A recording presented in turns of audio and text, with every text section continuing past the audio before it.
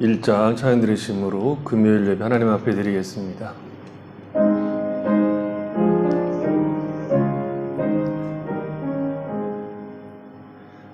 만복의 근원 하나님, 온 백성 찬송 드리고 저 천사여 찬송하세.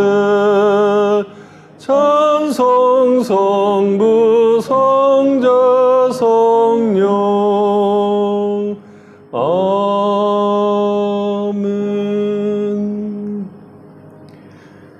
하나님 아버지 감사합니다.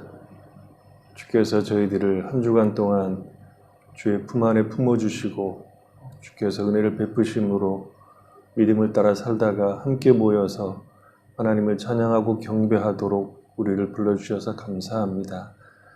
하나님의 크신 사랑 앞에 저희들이 함께 모여 있사오니 하나님의 이름을 높이 부르며 찬양하고 경배하게 하시고 하나님께서 우리에게 허락하신 은혜로 우리 영혼이 새 힘을 얻는 복되고 즐거운 시간 되도록 은혜 베풀어 주시옵소서. 예수님의 이름으로 기도했습니다. 아멘. 26장입니다. 찬송 26장.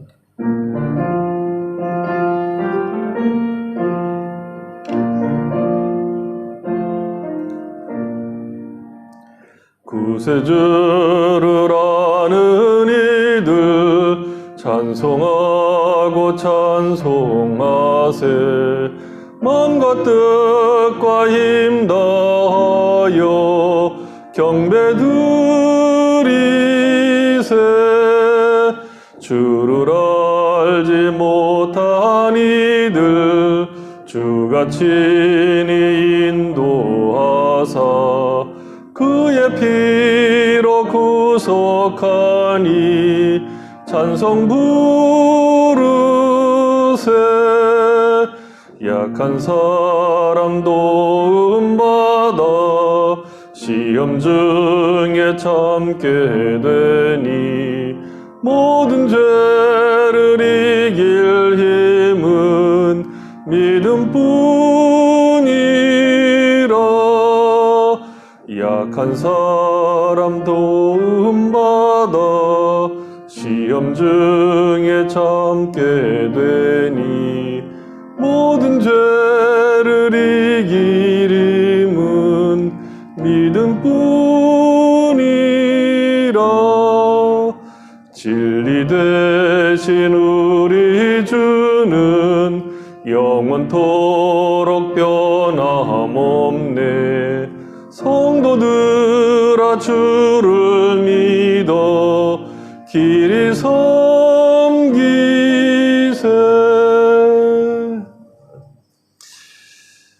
하이델베르 요리문답 제40문입니다. 그리스도께서는 왜 죽으시기까지 자신을 낮추셔야만 했습니까? 하나님의 공의와 진리편에서 볼 때 하나님의 아들이 죽지 않으면 우리의 죄에 대한 속죄는 달리 이루어질 수 없었기 때문입니다. 제41문, 그리스도께서는 왜 장사되셨습니까? 그리스도의 장사되심은 그가 진정으로 죽으셨음을 확증합니다. 제42문, 그리스도께서 우리를 대신해 죽으셨는데 왜 우리는 여전히 죽지 않으면 안 됩니까? 우리의 죽음이란 우리의 죄를 위한 속죄가 아니요 다만 죄를 패하고 영생으로 들어가는 통로이기 때문입니다. 제43문, 그리스도께서 십자가에서 희생하시고 죽으심으로 우리가 받는 또 다른 유익은 무엇입니까? 그리스도께서 그렇게 하심으로 우리의 옛사람이 그리스도와 함께 십자가에 못 박혀 죽고 장사되며 이로써 육신의 부패한 소욕이 더 이상 우리를 지배하지 못하게 되고 우리는 우리 자신을 그리스도께 감사의 제물로 드리게 되었습니다. 사도신경으로 신앙고백 드립니다. 나는 전능하신 아버지 하나님 천지 창조주를 믿습니다. 나는 그의 유일하신 아들 우리 주 예수 그리스도를 믿습니다. 그는 성령으로 잉태되어 동정녀 마리에게서 나시고 본디오 빌라도에게 고난을 받아 십자가에 못 박혀 죽으시고 장사된 지 사흘 만에 죽은 자 가운데서 다시 살아나셨으며 하늘에 오르시어 전능하신 아버지 하나님 우편에 앉아 계시다가 거기로부터 살아있는 자와 죽은 자를 심판하러 오십니다. 나는 성령을 믿으며 거룩한 공교회와 성도의 교제와 죄를 용서받는 것과 몸의 부활과 영생을 믿습니다. 아멘. 427장 찬양드리겠습니다.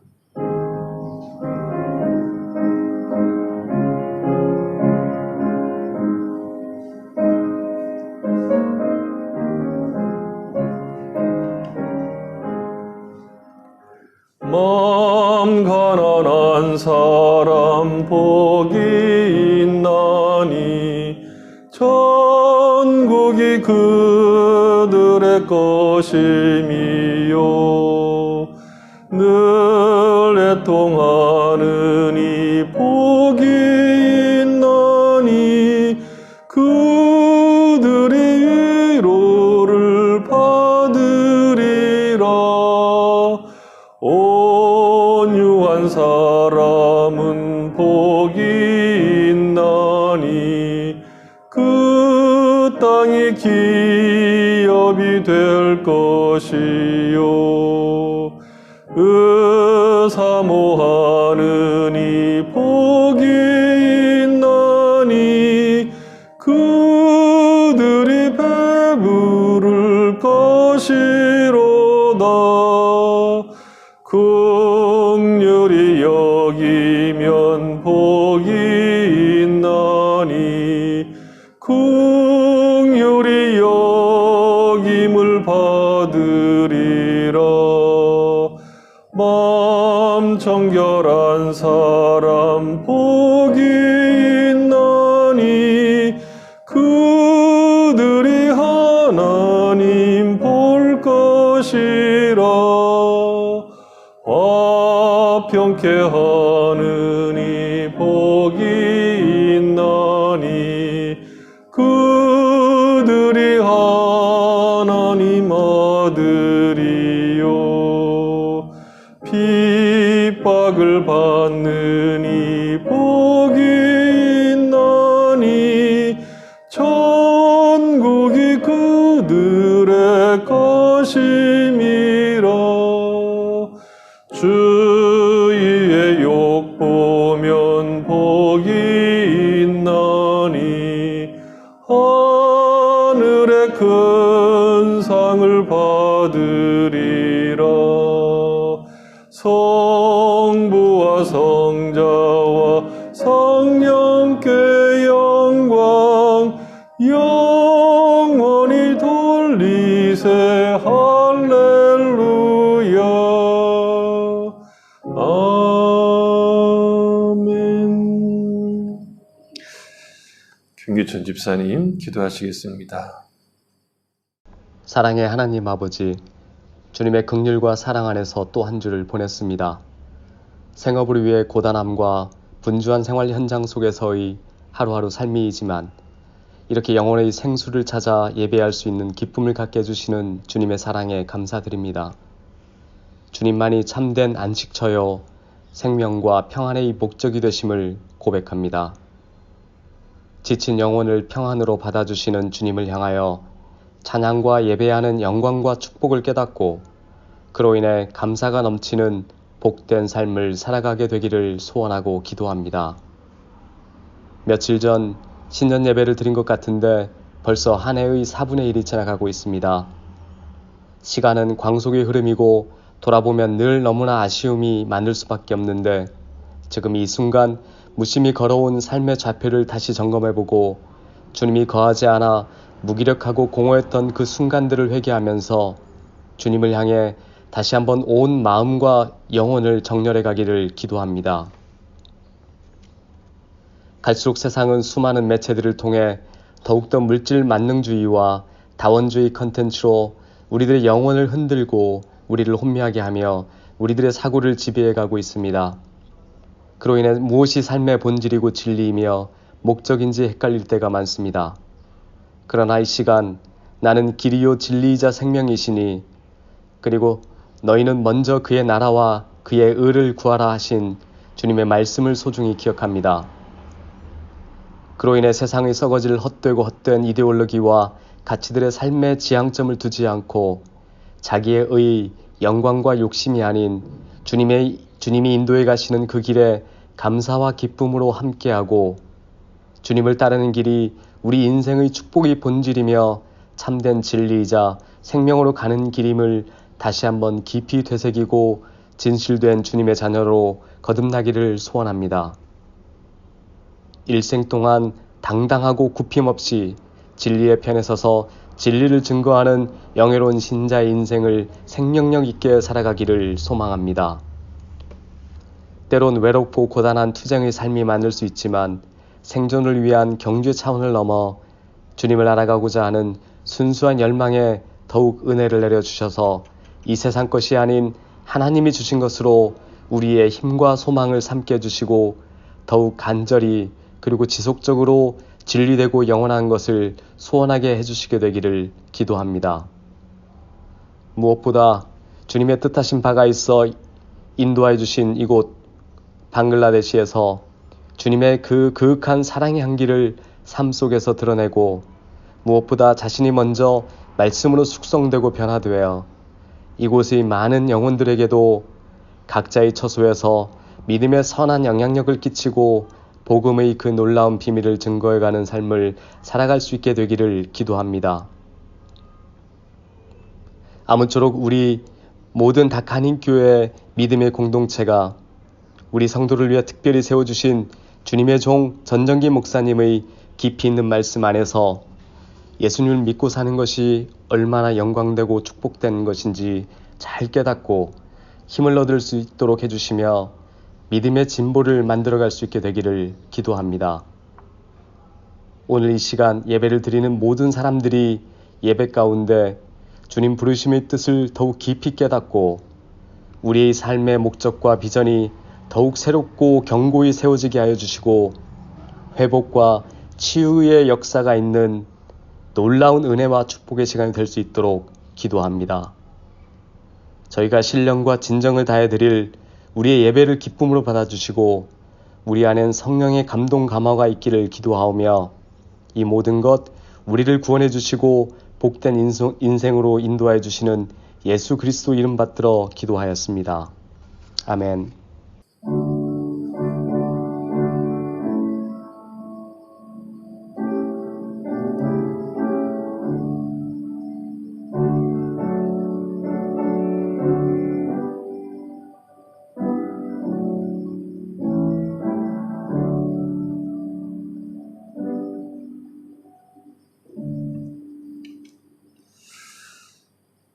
성경 말씀 보겠습니다. 예배소 5장 3절로 5절입니다. 예배소 5장 3절로 5절 같이 읽어보겠습니다. 음행과 온갖 더러운 것과 탐욕은 너희 중에서 그 이름조차도 부르지 말라. 이는 성도에게 마땅한 바니라. 누추함과 어리석은 말이나 희롱의 말이 마땅치 아니하니 오히려 감사하는 말을 하라.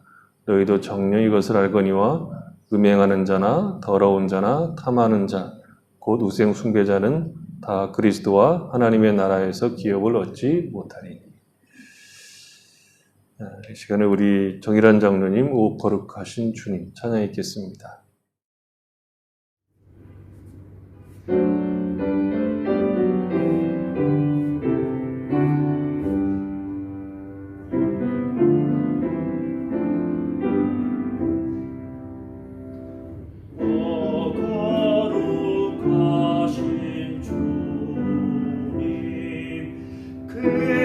그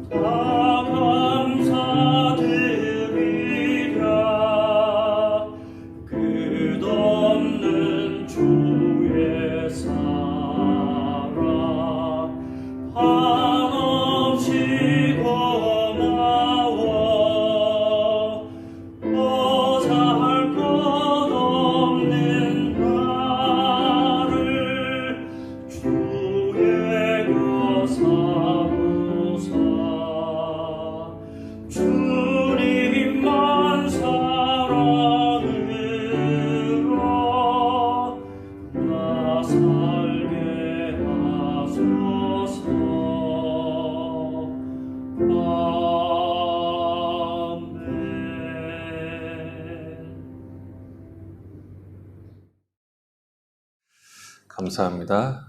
같이 기도하겠습니다. 하나님 아버지,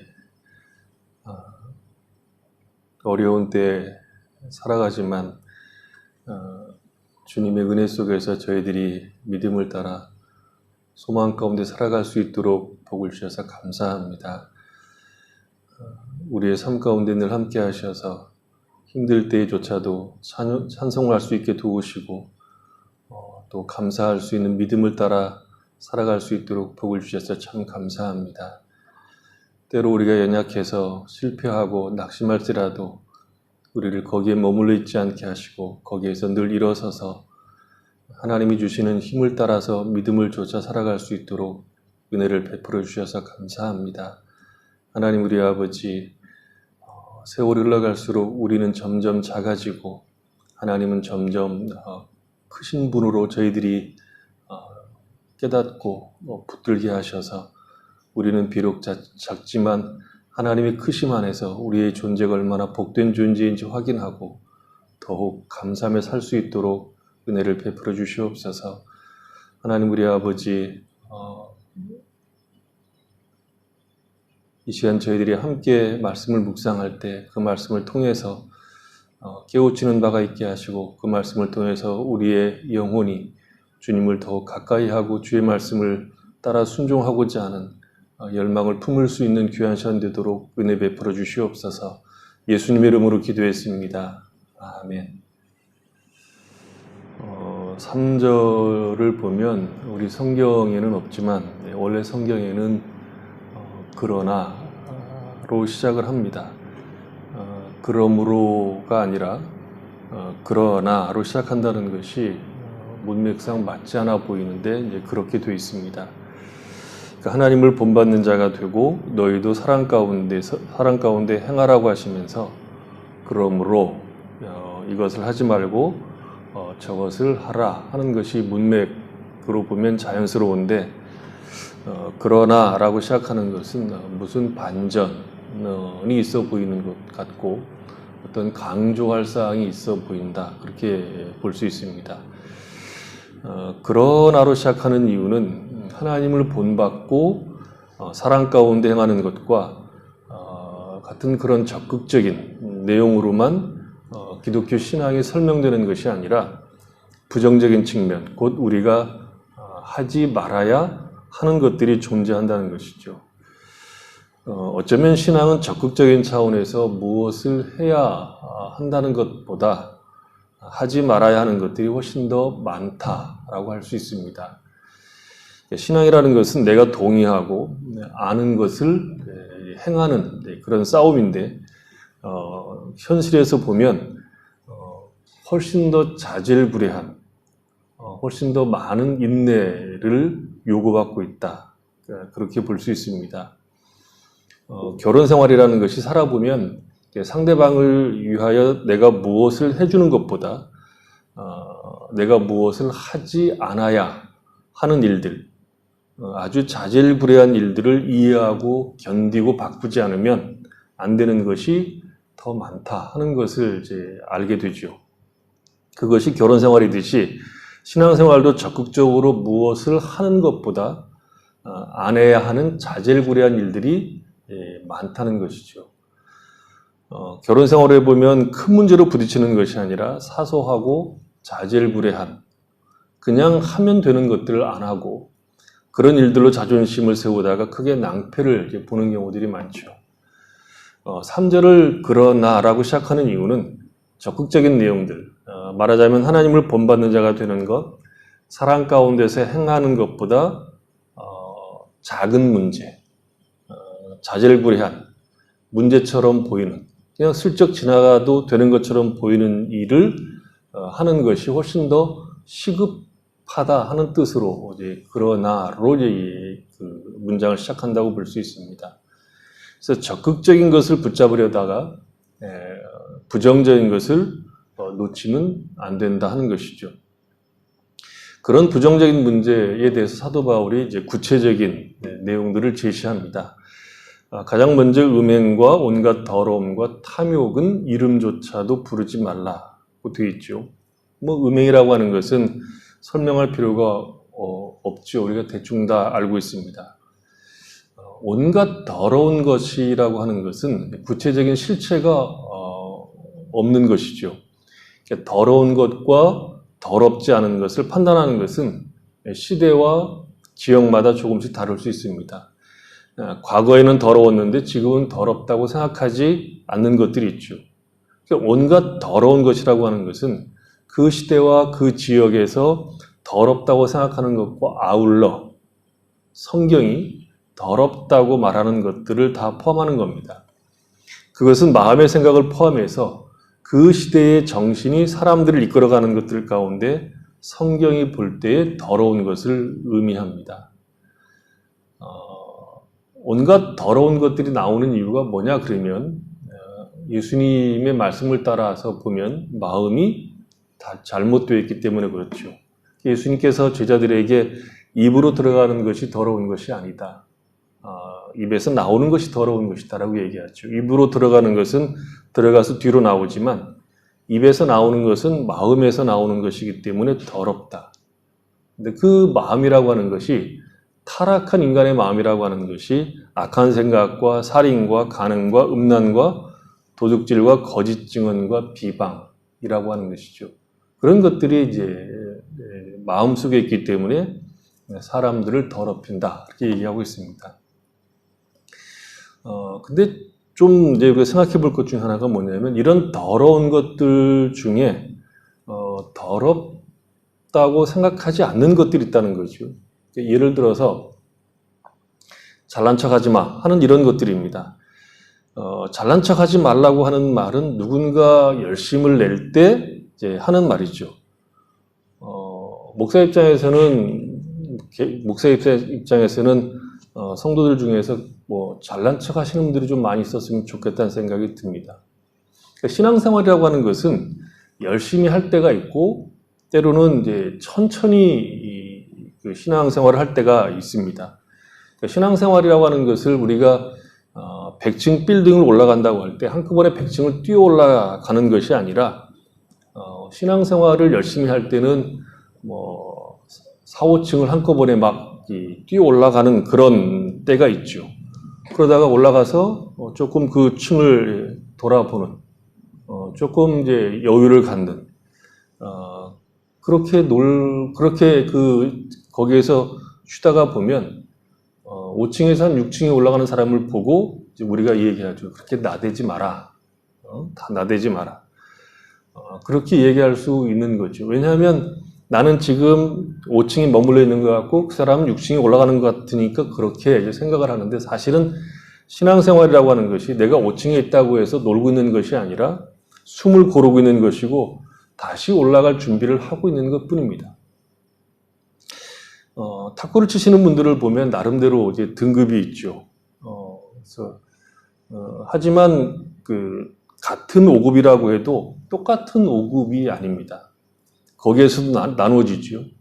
6급에서 방금 입문한 5급이 있고 이제 4급으로 올라가려고 하는 4.2급쯤 되는 사람도 있습니다. 방금 5급에 입문한 사람은 이제 여러 시간과 세월을 거쳐서 훈련해서 4급으로 올라가는 사람을 보고 그 사람에게 야 4급이 되니까 좋겠다, 수고했다 그렇게 얘기하는 것이 아니라 4급 된다고 잘난 척하지 마 라고 하는 일들이 있다는 것이죠. 누군가 열심을 내서 교회를 섬기면 잘한다고 그러셔야 됩니다. 나도 왕년에 열심을 내봤다라고 초치지 말고 잘한다, 잘하고 계십니다 이렇게 얘기하는 것이 좋습니다. 왜냐하면 신앙생활은 우리가 서로 잘한다고 격려해도 부족합니다. 그런 의미에서 더러운 것이라고 하는 것은 상대방을 깎아내고 해치는 것들입니다. 상대방에게 상처를 주고 절망으로 밀어놓고 넘어뜨리는 것을 말하는 겁니다. 신앙생활은 어렵기 때문에 우리가 서로 격려하는 것이 맞습니다. 신앙생활이 어려운 이유는 신령한 것을 심어야 하기 때문에 어려운 겁니다. 누가 누구하고 경쟁해서 이겨야 되는 싸움이 아니라 신령한 것을 심어야 하기 때문에 그렇고, 그 신령한 것을 심는 것이 왜 어려운가 하면 갈라디아서 6장에 보면 바울이 이런 얘기를 하죠. 6장 6절에 보면 가르침을 받는 자는 말씀을 가르치는 자와 모든 좋은 것을 함께 하라. 스스로 속이지 말라. 하나님은 업신여김을 받지 아니하시나니 사람이 무엇으로 심든지 그대로 거두리라. 자기 육체를 위하여 심는 자는 육체로부터 썩어질 것을 거두고 성령을 위하여서 심는 자는 성령으로부터 영생을 거두리라. 우리가 선을 행하되 낙심하지 말지니 포기하지 아니하면 때가 이름에 거두리라. 그러므로 우리는 기회 있는 대로 모든 이에게 착한 일을 하되 더욱 믿음의 가정들에게 할지니라. 기독교 신앙에 대한 가장 많은 오해가 뭐냐 그러면 신령한 것을 심으면 하나님께서 우리를 기특하게 여겨서 육체의 열매도 거두게 할 것이라고 생각하는 겁니다.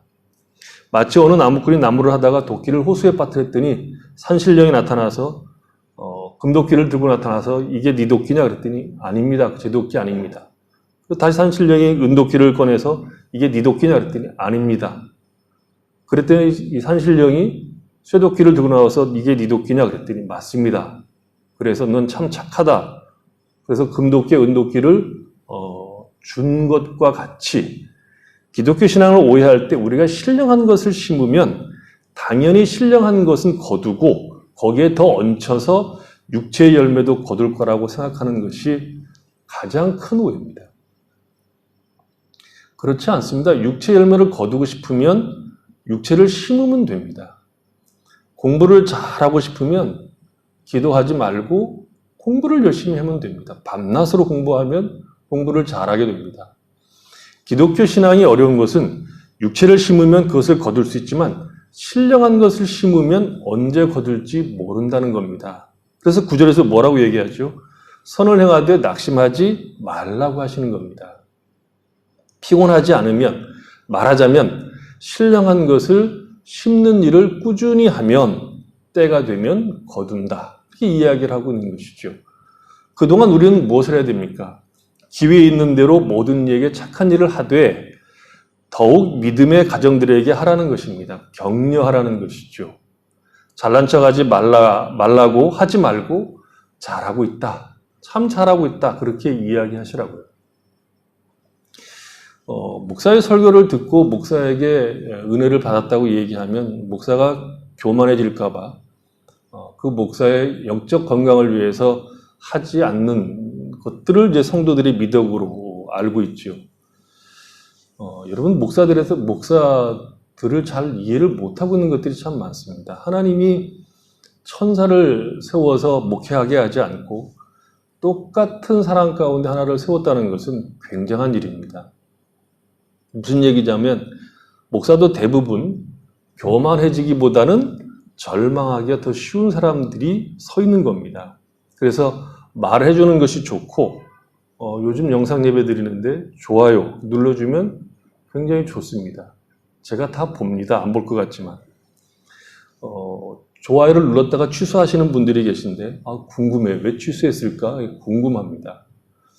아마도 그런 것 같아요. 그분은 2번 들었을 거예요. 첫 번 들었을 때는 괜찮은데 2번째 들으니까 영 아닌 것 같아서 취소. 그래서 감사하죠. 2번 들어서. 20세기 기독교 역사의 최고의 설교가 제가 볼 때는 기독교 전체 역사 속에서도 5손가락 안에 꼽히는 설교가라고 볼 수 있는 로이드 존스 목사님이 고백하기를 뭐라고 고백했느냐면 자기가 설교를 해서 스스로 만족하고 자유함 가운데 설교를 한 것이 10번쯤 된다고 그랬습니다. 10번쯤. 그러면 저 같은 사람은 한 번도 없는 거죠. 목사들은 설교하면서 이 설교를 내가 언제 안 하게 되나 하는 그 좌절감이 훨씬 더 많은 사람들입니다.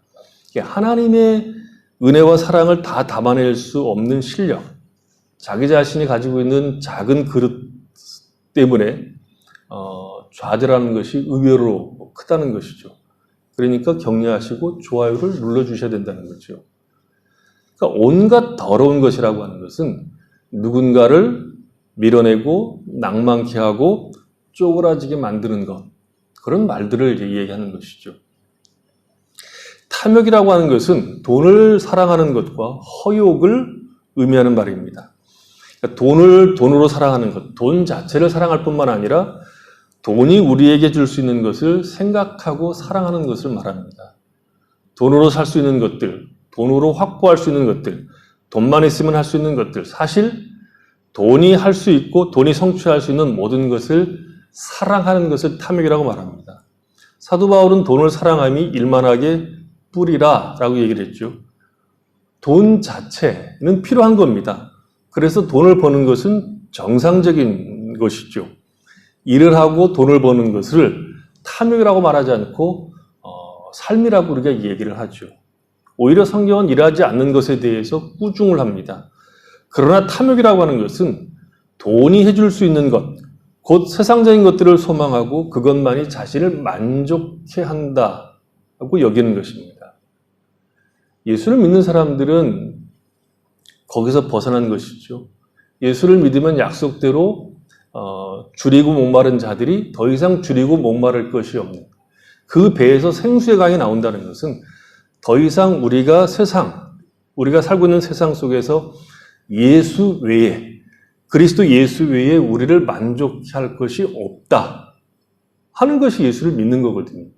그래서 더 이상 세상에 대해서는 갈증을 낼 것이 없다라고 고백하는 것이 예수 믿는 것이라고 말하는 것이거든요. 그래서 신자는 돈을 추구하는 자들이 아니라, 돈으로 할 수 있는 것을 추구하는 자들이 아니라 돈으로 할 수 없는 것을 추구하는 자들입니다. 돈을 안 번다는 것이 아니라 돈을 힘으로 삼지 않는다는 것이죠.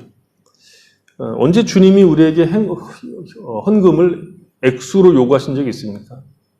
헌금은 신령과 진정으로 하나님께 드리는 겁니다.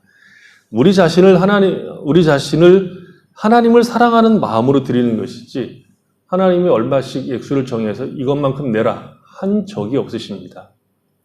왜 안 내냐고 야단하신 적도 없습니다. 다만 이런 적은 있습니다. 예수님이 성전에서 헌금통 앞에 가만히 서서 헌금을 내는 사람들을 쳐다본 적이 있는 거 여러분 기억하십니까?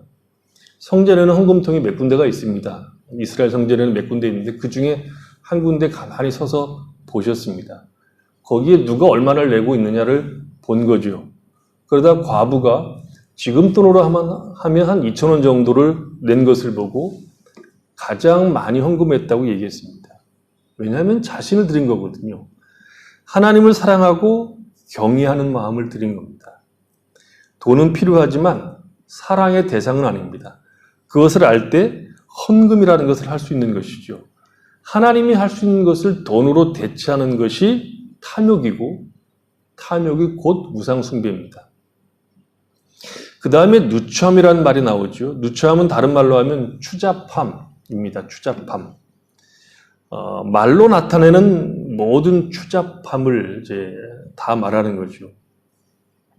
추잡한 말이라는 것은 우리가 굳이 예를 들지 않아도 알 수 있습니다. 동시에 행동으로 나타내는 모든 비열함과 모든 혐오할 만한 일을 말합니다. 어리석은 말이라고 하는 것은 해도 그만이고 안 해도 그만인데 해서 더 바보인 것이 드러나는 말, 그것이 어리석은 말입니다. 그러니까 아무 의미 없는 빈말이나 생각 없이 던지는 쓸모없는 말입니다. 안 하고 있으면 중간쯤이라도 갔을 건데 말을 하는 바람에 자신의 실력이 폭로된 것, 그것이 어리석은 말입니다. 싫었고 경박하고 텅 빈 방식의 대화가 어리석은 말입니다. 희롱의 말이라고 하는 것은 빈정되는 것을 말합니다. 이게 돌린다는 개념을 가지고 있는 말인데 돌려서 뒤통수를 치는 것을 의미합니다. 그러니까 정면으로 상대방을 공격해서 단칼에 목을 베는 것이 아니라 돌려서 서서히 약 올려서 잔인하게 상대방을 죽이는 것입니다. 그냥 죽이면 속이 안 풀리니까 빙빙 돌려서 양파 껍질 벗기듯이 벗겨서 말려 죽이는 것, 그것이 희롱의 말입니다. 오늘날 우리는 이 어리석은 말과 희롱의 말이 점점 늘어나는 것을 보죠. 어리석은 말, 아무 의미 없는 이 말은 예능 프로그램들이 이제 퍼뜨리고 있는 것 같고, 희롱의 말은 인터넷 댓글들이 점점 더 그쪽 방향으로 발전하고 있는 듯한 느낌을 받습니다. 이런 것들이 나오는 이유는 뭐냐면 생각이 없기 때문입니다. 생각하지 않기 때문이죠. 특히 현대인들은 생각하는 것을 굉장히 싫어하죠. 문명이 발달해서 좋아진 것은 거의 없다. 그런 생각이 들고, 오히려 문명이 발달해서 인간은 쓸데없이 바쁘게 살게 되었다. 그렇게 말할 수 있습니다. 문명이 발달해서 좋은 것은 있죠. 편리성은 있죠. 20년 전에 다카에서 한국으로 전화 걸리면 비싸기도 했고, 이제 되는 전화가 있었고 또 안 되는 전화가 이제 있었죠. 그래서 요금이 비쌌기 때문에 제가 올 때만 해도 전화통에 자물쇠를 걸고 있는 집들이 좀 꽤 있었습니다. 아이들이 쓰니까.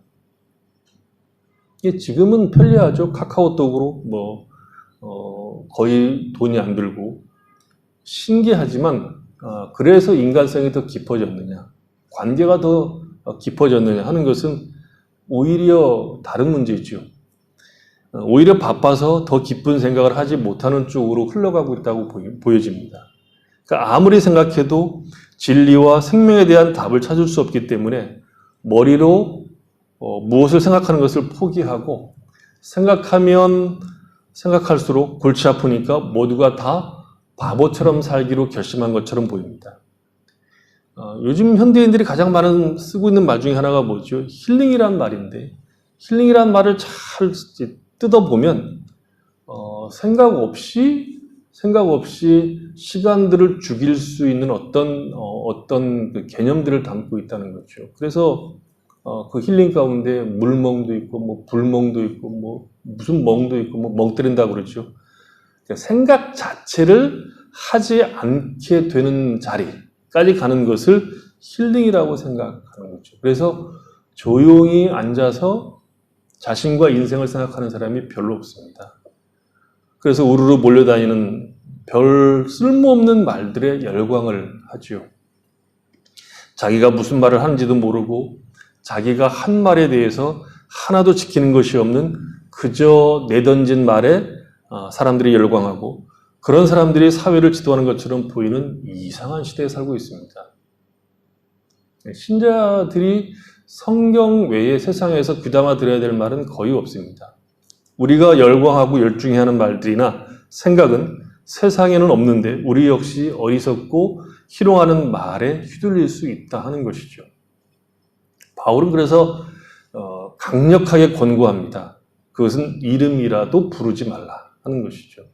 시작도 하지 말라는 겁니다. 시작하면 이길 수가 없다는 거죠.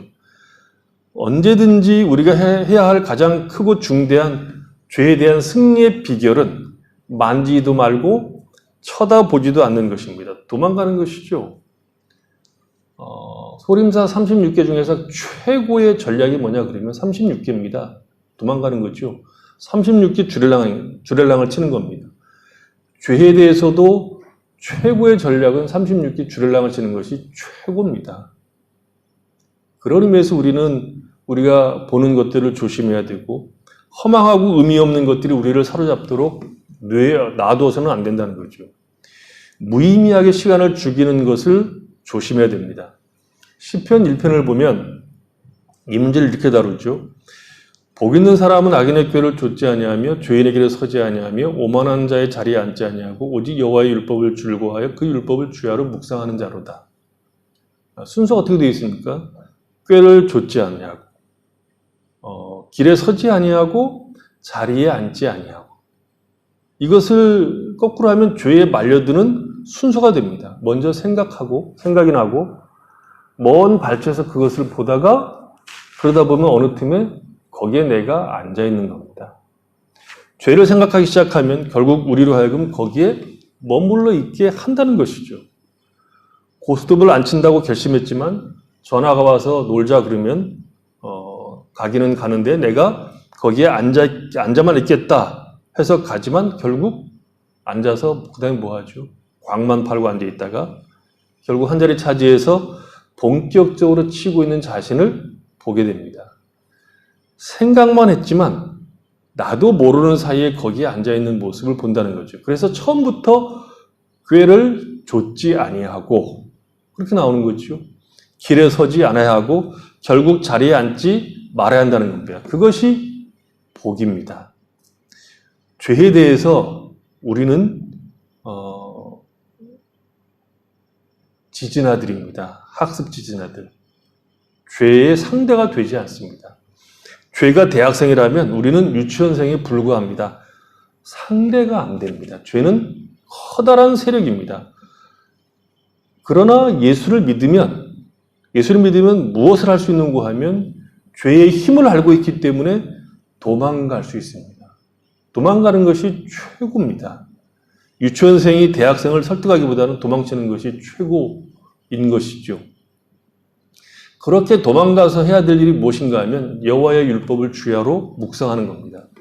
죄를 이길 수 있는 길은 도망가서 율법을 주야로 묵상하는 것이죠.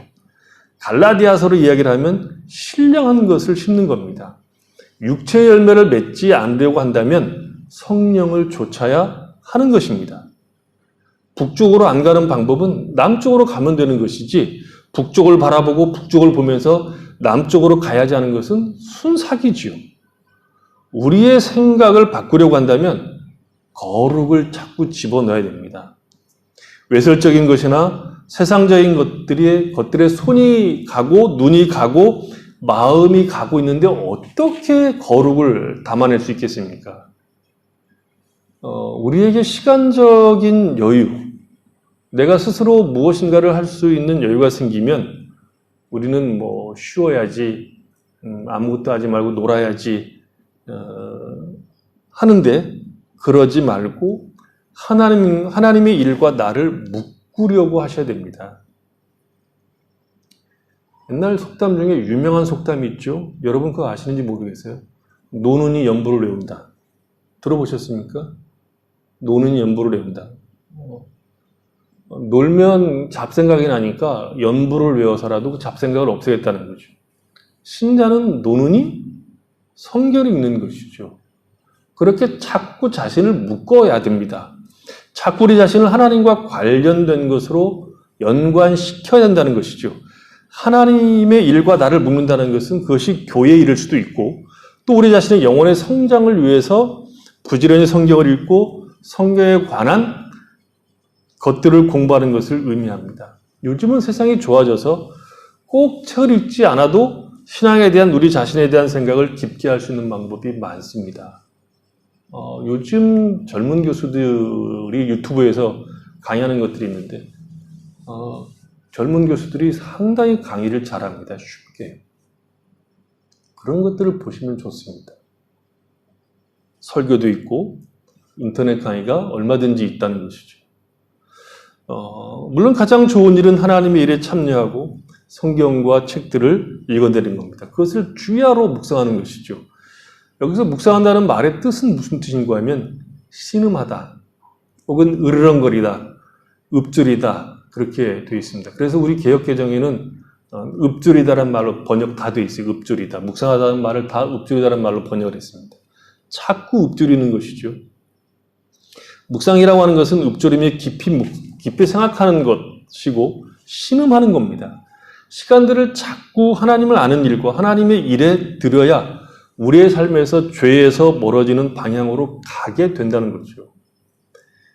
신자는 우리의 행동이나 말들이 상처를 주고 좌절시키고 슬프게 하고 어리석은 자의 말과 같이 아무런 의미 없는 말들을 입 밖에 내지 않기로 결심하셔야 됩니다.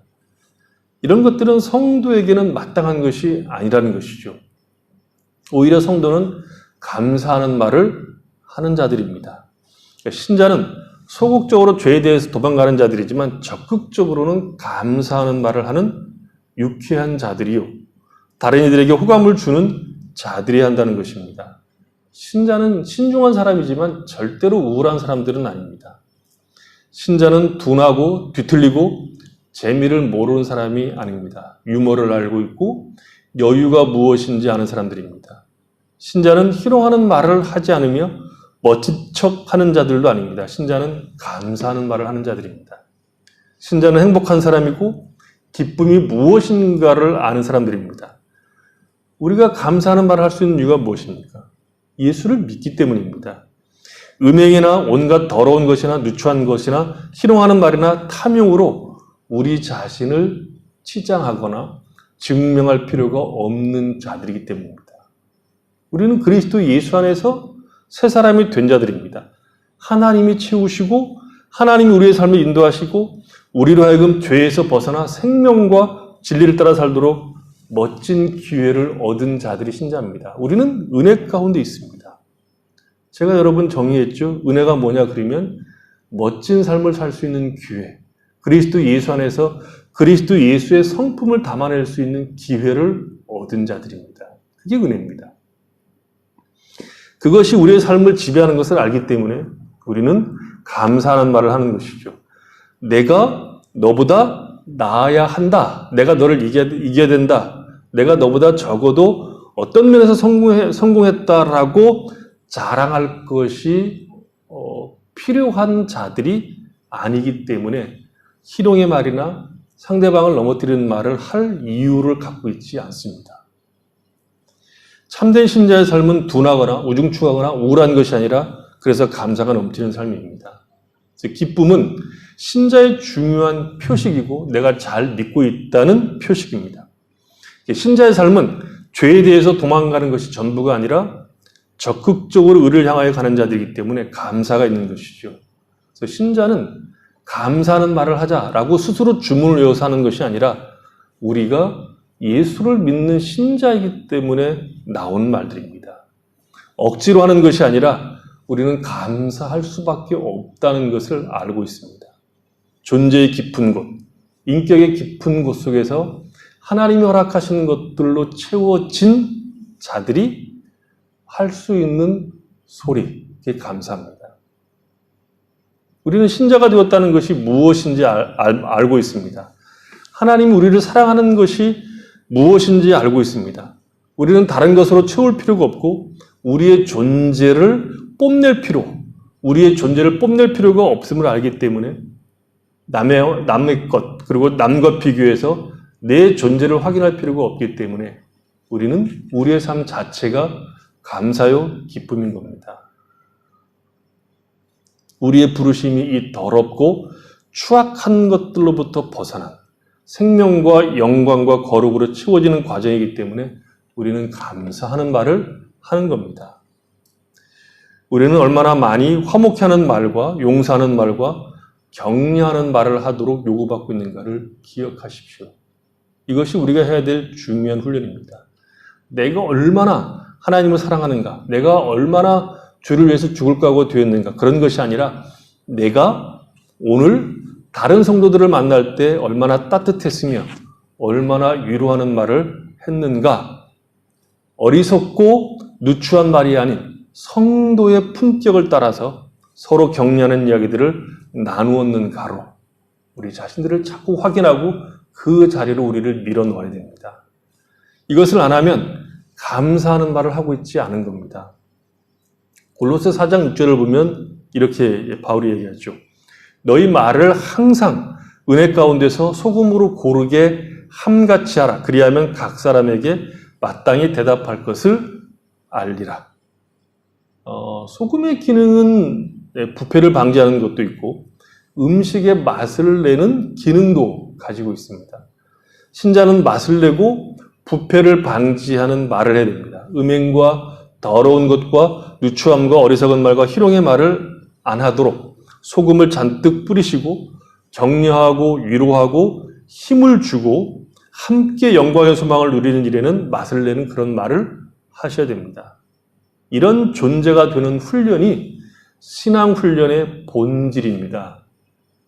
무슨 프로그램을 이수하고 무슨 영적 지도자가 되고 자기 개발한다고 무슨 지도력을 발휘하는 프로그램 같은 거 안 해도 됩니다. 할 필요가 없습니다. 남보다 더 쓸모있는 사람이 되는 일에 힘을 기능적으로 내가 남보다 더 쓸모있는 사람, 남을 지도하려고 하는 그런 훈련들에 너무 힘을 쓰지 마십시오. 누가 목사 되고 누가 선교사 되라고 그럽니까? 신자를 만났을 때 웃어주고 위로해주고 따뜻해지라는 겁니다. 이것만큼 중요한 신자의 훈련도 없습니다. 우리를 만나는 사람들이 우리에게 예수의 향기를 맡아야 하고 빛을 보게 하셔야 되고 우리에게는 더럽고 치사한 것이 없음을 보도록 하셔야 됩니다. 우리가 신경 써야 하는 것은 우리의 말과 행동과 표정입니다. 우리는 성도입니다. 거룩하게 구별된 자들입니다. 성전의 기구들을 구별한 것처럼 세상에서 우리가 구별되어 있습니다. 무엇을 위해서요? 예수 그리스도의 향기를 담기 위해서. 그래서 우리가 가는 곳, 우리가 존재하는 곳, 그 어디에서든지 구별된 자들의 중요한 특징은 따뜻함, 위로, 격려와 함께 진리 안에서 누리는 자유와 기쁨을 담아내야 됩니다. 2014년에 한 드라마 중에 윤하의 거리라는 드라마가 있습니다. 옛날에 한번 봤는데 다시 보기로 지금 다시 보고 있습니다. 거기에 김창만이라는 사람이 젊은 청년이 나오는데 이 친구가 어찌어찌해서 이상한 집에 새들어 살게 됩니다. 이상하다는 것은 그 주인집은 전직 족포이고 그 새들어 사는 그 집안에 어린이 한 분 계시는데 옛날 이마룡 밑에서 김두한 씨 활약했을 때 이마룡 씨 밑에서 주목으로 있었던 할아버지가 한번 나오시고 사람들이 자기를 안 좋아하니까 이 사람은 개만 열심히 좋아하는 그래서 개삼촌이라고 하는 분이 하나 나오고 열심히 살지만 그리고 둘이 열심히 사랑은 하지만 영 살림이 나아지지 않는 구질구질하게 살지만 그러나 사랑하는 부부가 나오고 소매치기 아가씨도 나오고 돈 많은 유부남 등쳐먹는 얼굴 예쁜 카페 사장도 나오고 보면 사회 밑바닥 그리고 정상적으로 살았던 적이 없는 그런 사람들이 이제 그 집에 다 몰려 살고 있습니다. 거기에 유일하게 멀쩡하다는 것은 자신의 거칠었던 삶을 원망하지 않고 그 삶 속에서 긍정적으로 살았고 거기에서 사람의 형편과 처지를 알았던 넉넉하게 알고 품을 줄 알았던 이 멀쩡한 김창만이라는 청년이 들어가서 그 집에 있는 사람들을 멀쩡하게 만들어가는 누구도 이 김창만이라는 사람을 통해서 존재가 인정받고 따뜻하게 환대를 받고 물론 비판할 때 비판하지만 환대를 받고 품어주는 것 때문에 그 전체가 그 집 자체가 우리가 보기에는 이상한데 정상적으로 되어가는 그런 참 좋은 드라마입니다. 우리가 그런 역할을 맡았다는 거죠. 자꾸 자신의 능력을 개발하는 유능한 신자, 능력 있는 신자가 되라는 훈련의 시간 낭비하지 말고 따뜻해지고 위로와 격려와 존재 자체로 하나님을 담아내십시오. 그게 신앙의 본질이고 우리의 책임입니다. 그래서 진리와 생명이 존재하고 예수께서 복을 주시는데 어떤 복을 주시는가를 드러내 보이시고 세상 사람들이 우리를 볼 때 참 이상한 것을 보고 좋아하고 즐거워한다. 그런 특이성을 보이셔야 되는 겁니다. 우리를 보고 위로를 받는 자들이 있어야 되고 우리를 보고 예수를 알고 싶은 사람들이 있어야 됩니다. 하나님 앞에 쓰임받고 싶으면 하나님 말씀대로 해야 하지요. 그 이름조차도 부르지 말라고 하는 것은 부르지 마십시오. 우리에게 마땅치 않은 것은 하지 마시고 오히려 감사하는 말을 하는 일에 전력을 기울이십시오. 그래서 우리가 살아가는 동안에 우리가 만나는 사람들, 내가 만나는 사람들이 우리를 통해서 위로받고 따뜻한 격려를 받을 수 있는 모든 더러운 것과 추악한 것들을 버리고 감사의 말로 우리의 존재를 채우십시오. 그런 존재가 돼 있는 겁니다. 다른 것으로 우리를 만족시킬 수 없고 오직 그리스도 예수로 우리가 충만케 된, 만족해 된 무엇을 더 얻어서 나를 채워야 되는 일이 없기 때문에 세상과 싸울 일이 없는 신자의 어떤 여유 속에 나타나는 감사의 말로 우리의 신앙을 채우시고 그렇게 하나님 앞에 살아가는 참으로 귀한 성도들이 되시기를 바랍니다. 기도하겠습니다. 하나님 우리 아버지,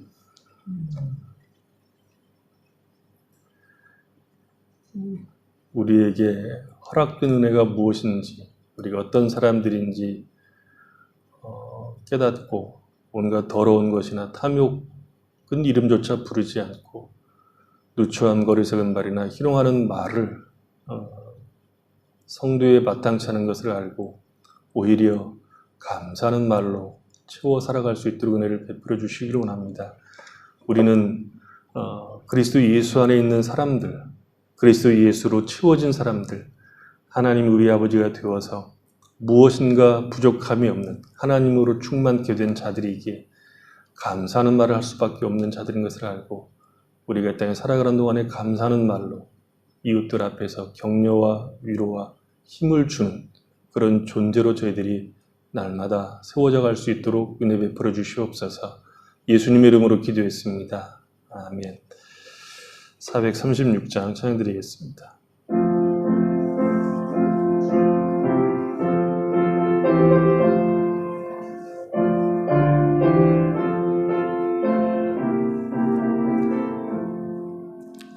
나 이제 주님의 새 생명 얻은 몸 옛것은 지나고 새 사람이로다. 그 생명 내 맘에 강같이 흐르고 그 사랑 내게서 해같이 빛난다. 영생을 누리며 주 안에 살리라. 오늘도 내일도 주 함께 살리라. 주 안에 감추인 새 생명 얻으니 이전에 좋던 것 이제는 값없다. 하늘의 은혜와 평화를 맛보니 찬송과 기도로 주 함께 살리라. 영생을 누리며 주 안에 살리라. 오늘도 내일도 주 함께 살리라. 산천도 조목도 새 것이 되었고 죄인도 원수도 친구로 변한다.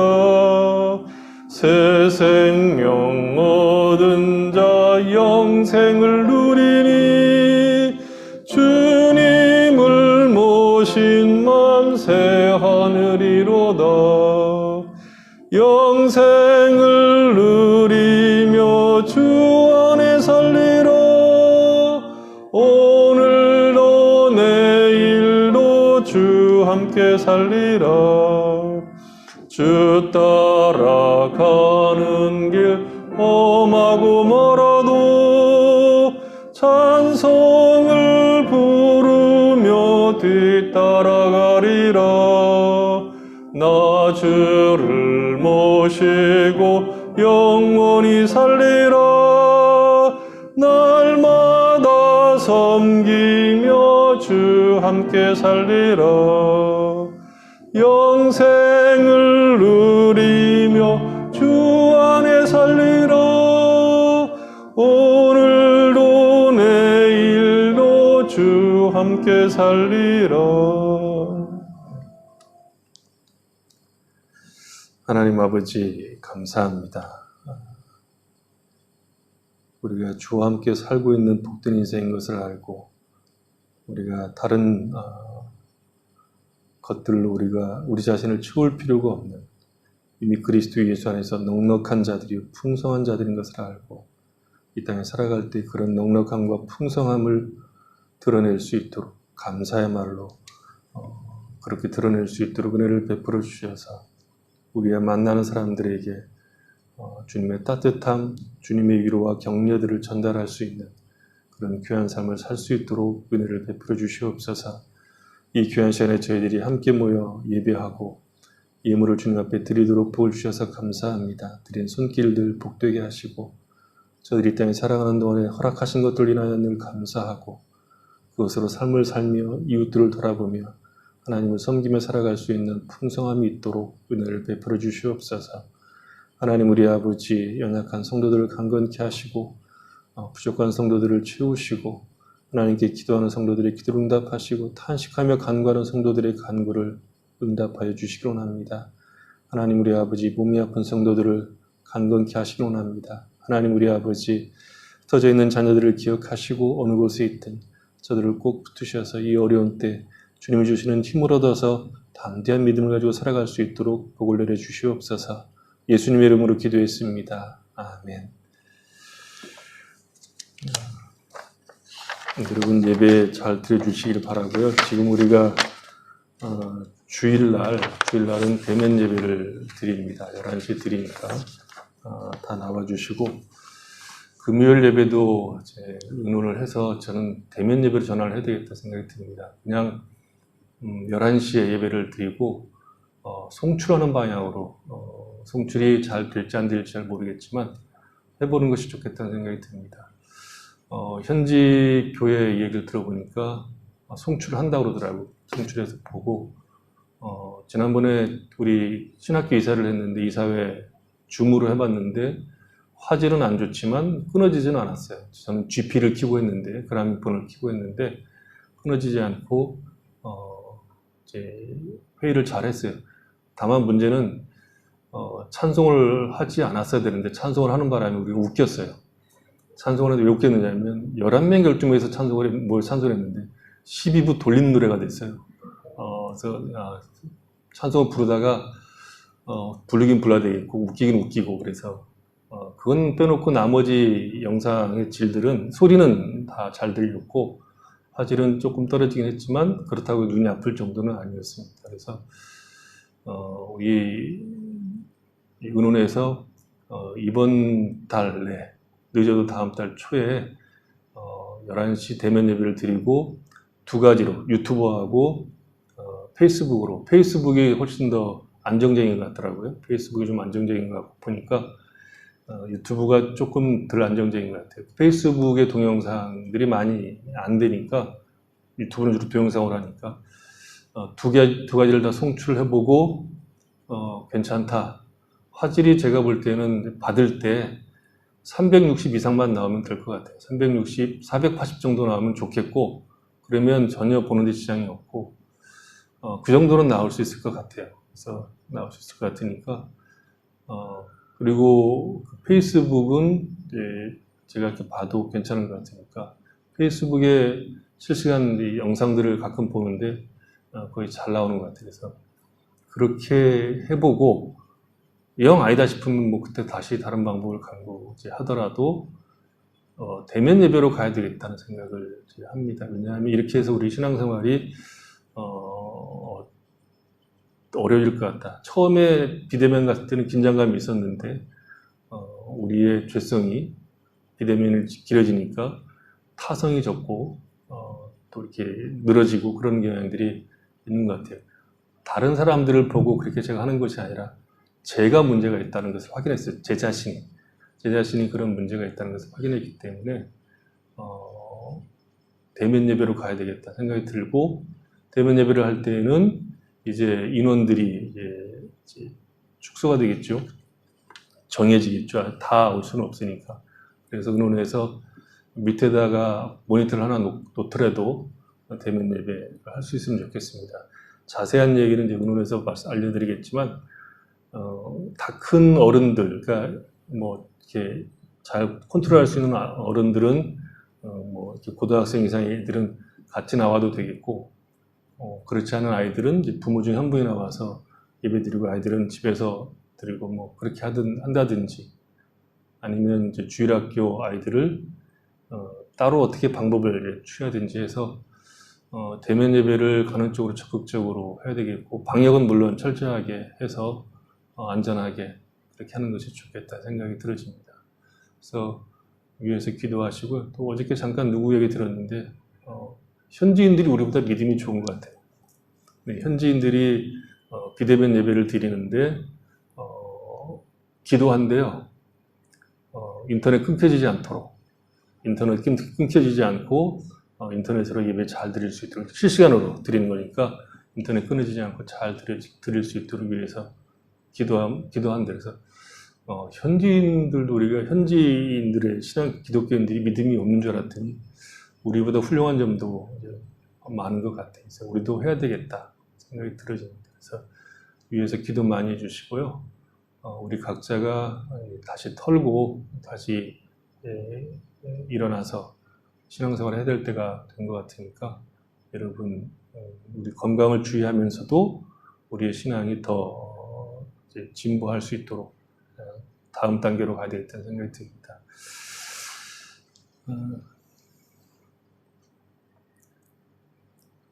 5장 찬양드리겠습니다.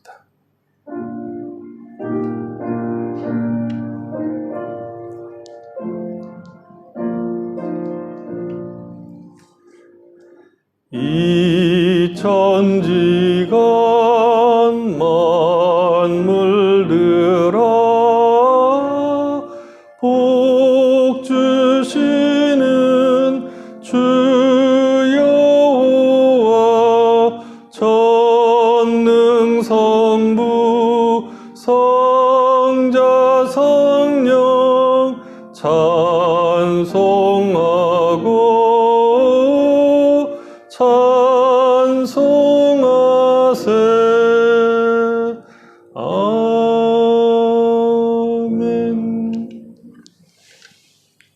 주 예수 그리스도 은혜와 하나님 아버지의 사랑하심과 성령의 교통하심이 우리에게 합당치 않은 것, 성도에게 마땅치 않은 더럽고 추악하고 누추한 말들이 아닌 감사의 말로 우리가 서로 격려하며 세우며 하나님의 뜻을 이루며 살아가기를 원하는 주의 사랑하는 모든 백성들과 그 가정과 삶의 터전 위에와 출타 있는 성도들과 홀로 떨어져 있는 사랑하는 자들 머리 위에와 이 땅에서 구원을 기다리고 있는 수많은 영혼들과 저들 위해서 수고하는 주님의 모든 귀한 종들 위해 지금부터 영원토록 함께 계실지어다.